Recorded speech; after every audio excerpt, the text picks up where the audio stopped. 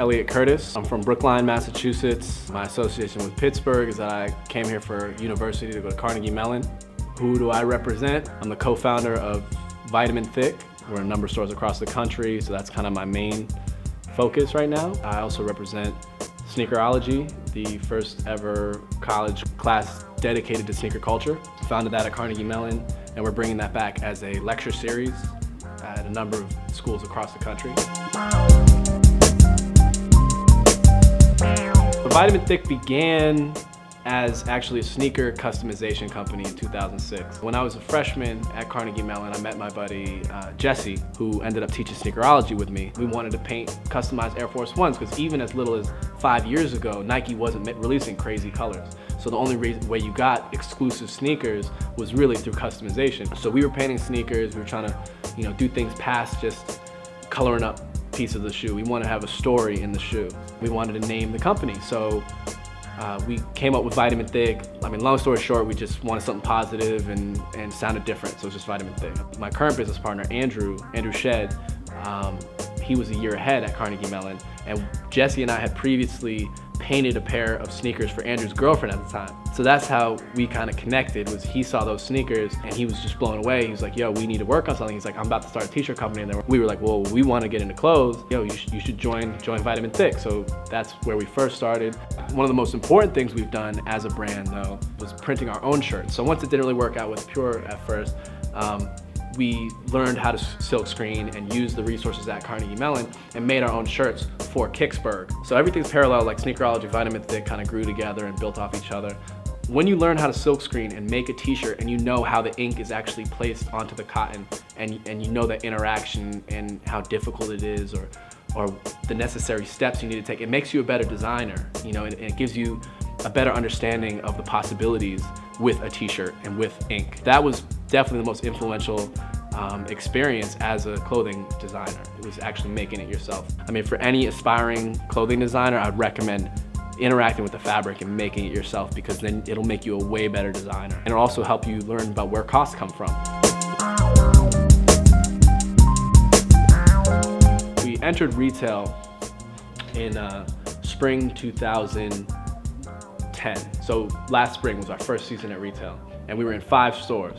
Bodega in Boston, Time Bomb here in Pittsburgh, Shop 412 here in Pittsburgh, Foot Traffic outside of Boston, and a spot called Sneaker Junkies in Providence. Brings you to now fall winter. We built to 13 stores across the country. That's where we're at right now. We're very excited about the spring summer line and our new cities that we're going to be in, our new retailers that we're working with. The word successful is interesting, and it's a relative term. I like to mark success by progress. We've definitely made progress, but successful is, to me, that's when I'm chilling with Diddy, like in the Caribbean with all the video girls, okay? We're not there yet.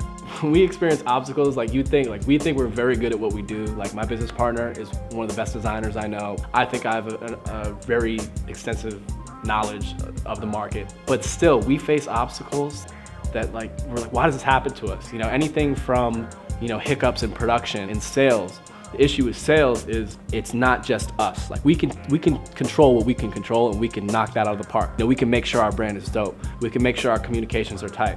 But in the end, we can't control a store's budget. We can't tell them that they need to take a risk on our brand. I mean, we can try to convince them, but in the end, it's their decision. So that's a huge obstacle when trying to get into stores, because retail's just struggling right now. Honestly, we talk about obstacles all day. That's an interview in itself. But it's all about dealing with it, rolling with the punches. We're young, we're mobile, we're very efficient with our money. And literally the old phrase, what doesn't kill you only makes you stronger, that is, you just have to learn and move on and build and just try not to make that same mistake again.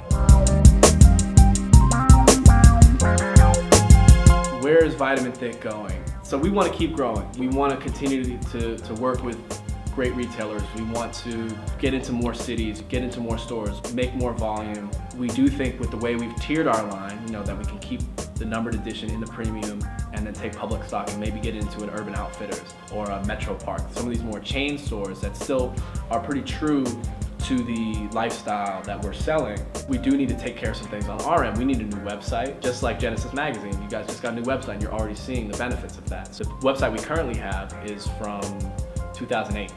And while it works, it doesn't really speak well to our brand.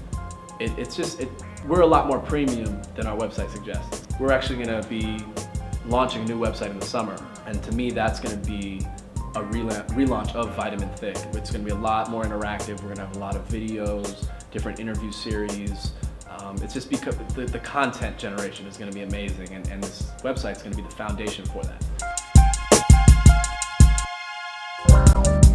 I don't know what's tougher right now, to make it in fashion or make it in music, because they're both so oversaturated, and people are just, they're looking to get clothing on sale, they're looking to get music for free.